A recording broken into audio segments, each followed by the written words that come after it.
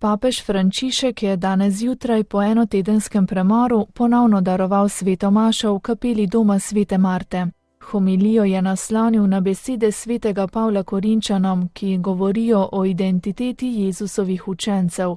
Da bi dospeli do te krščanske identitete, nas je Bog postavil na dolgo pot zgodovine, ki se začne s prihodom njegovega sina, je dejal papež. Tudi mi moramo v svojem življenju opraviti dolgo pot, da bi ta krščanska identiteta bila močna in bi lahko pričevala.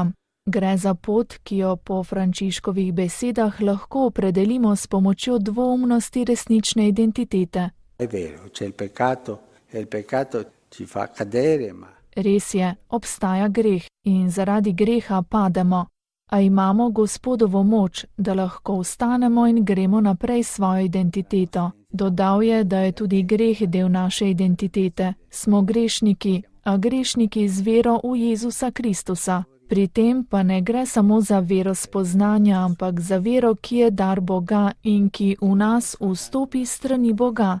Je Bog sam, ki nas potrjuje v Kristusu. Mazilil nas je, vtisnil nam je pečate, dal nam je jamstvo, znamenje duha v naših srcih. Bog je tisti, ki nam je dal ta dar identitete, je pripomnil Frančišek. Temeljnega pomena je, da smo zvesti tej krščanski identiteti in pustimo, da nas Sveti Duh, ki je ravno to jamstvo in znamenje v naših srcih, vodi naprej v življenju. Nismo namreč osebe, ki sledijo neki ideologiji, smo maziljenci in imamo jamstvo duha. Krščanska identiteta je lepa identiteta, je nadaljeval papež, kaže pa se v pričevanju.